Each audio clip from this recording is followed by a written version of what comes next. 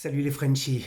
Voilà, j'aimerais répondre à un commentaire de Daniel qui me posait des questions sur l'inflation, comment on ressentait l'inflation en Bulgarie, etc. Donc je me suis un petit peu plongé dans les statistiques. Et puis bon, j'ai regardé différents organismes, etc., qui donnent tous un petit peu des chiffres différents. Donc finalement, je me suis orienté vers l'Institut national des statistiques bulgares. Bon, j'espère qu'ils savent de quoi ils parlent. Et puis voilà, pour vous donner quelques petits éléments de réponse sur justement l'inflation, qui est quand même un thème assez important en ce moment, et où on remarque quand même des différences en termes d'inflation par rapport à la France, et notamment dans certains domaines.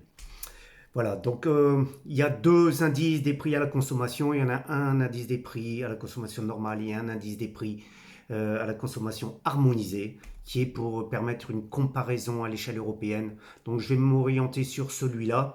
Et puis voilà, sachant que l'autre est un petit peu supérieur en termes de chiffres.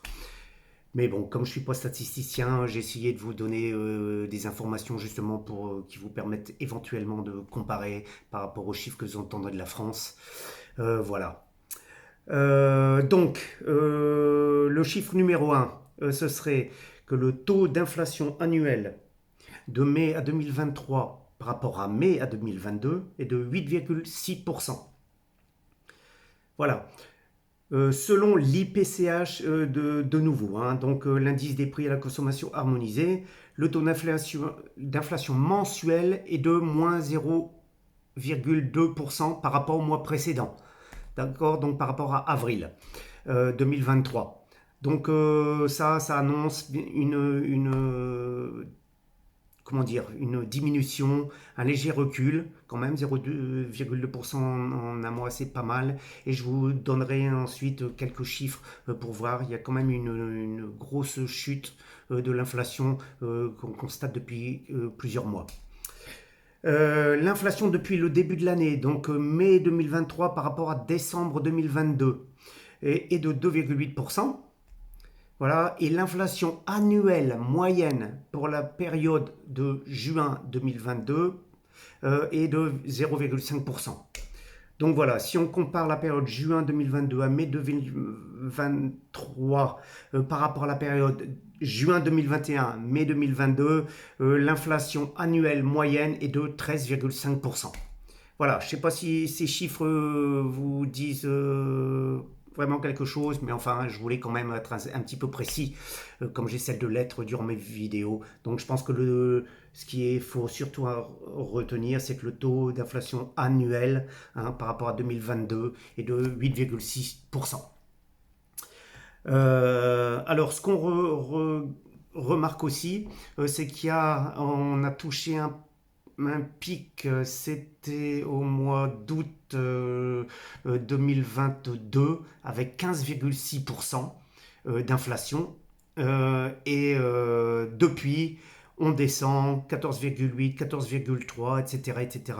Et surtout les deux derniers mois, donc là on a mai, avril, mars, depuis le mois de janvier et février, on est passé de 14,3, ensuite mais attendez que je dise pas de bêtises, mais en mars à 12,1, 10,3 en avril et 8,6 en mai. Donc vous voyez qu'on remarque quand même une bonne chute du taux d'inflation sur la base annuelle. Voilà ce qu'on pourrait vous dire. Alors, ce qui donne aussi, pour aller dans le détail un petit peu, en mai 2023 par rapport au mois précédent, hein, mais ça donne quand même une bonne tendance, parce que la tendance est de toute façon générale à la baisse. Les plus fortes baisses de prix ont été enregistrées dans les secteurs des loisirs, de la culture, avec moins 3,4%, dans les transports, moins 2,5%, le logement, l'eau, l'électricité, le gaz et les autres combustibles à moins 0,4%. Et par contre, les plus fortes hausses ont été enregistrées dans les boissons alcoolisées, produits du tabac, l'habillement et chaussures. Enfin, le produit du tabac, c'est 1,1%, habillement et chaussures, 1%, biens et services divers, 0,5%, les soins de santé, 0,5%, et les produits alimentaires et boissons non alcoolisées, 0,5%. ce qui est quand même assez important sur un mois. Voilà. Donc, j'ai regardé ce qui nous intéresse quand même, c'est l'énergie, parce que je sais qu'en France, vous avez un gros problème par rapport à ça, avec comment dire, les faillites en cascade d'entreprises à cause du prix de l'électricité, parce que Bruno Le Maire se maintient comment dire, au marché européen de l'électricité, etc., et non pas au prix de production. Donc tout ce que vous avez, ce que les entreprises, les particuliers ont connu en France avec des factures x5, x6, x10, on n'a pas du tout connu ça en Bulgarie. Hein. Donc l'indice officiel, il donne une progression du prix de l'électricité de 5,13%. Hein, donc ça n'a rien à voir avec les x6, x7, x8.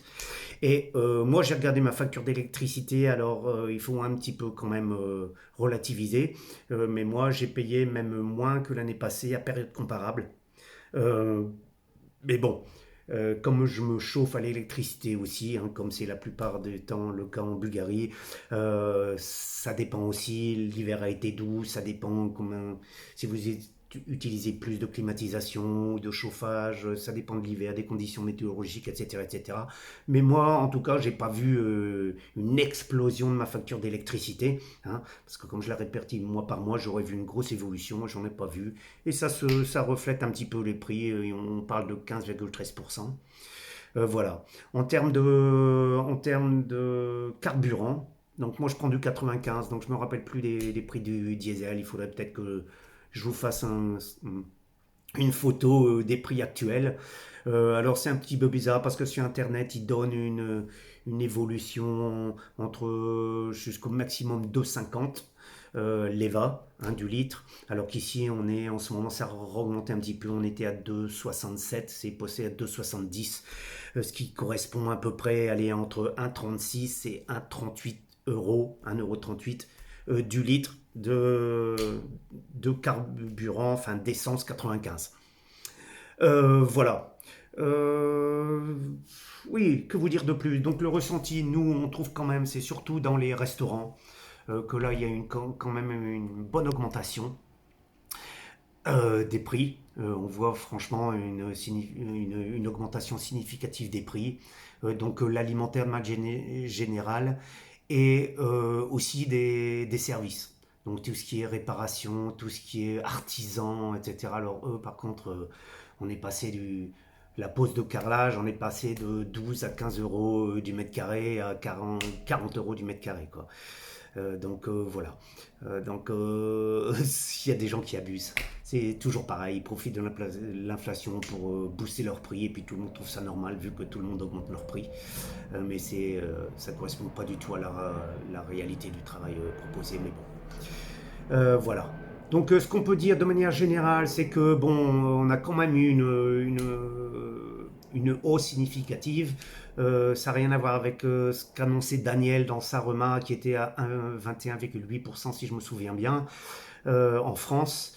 Voilà. Nous, par contre, on n'a pas eu une explosion des prix de l'électricité, du gaz et autres, et de l'énergie de manière générale. Je vous ai donné les chiffres, comme c'était le cas en France. Donc voilà. Et puis surtout, c'est vraiment en train de redescendre fortement. Voilà. Les prix des crédits aussi, notamment immobiliers, ça a aussi bien augmenté, hein, en général de 1 ou 2%. Voilà.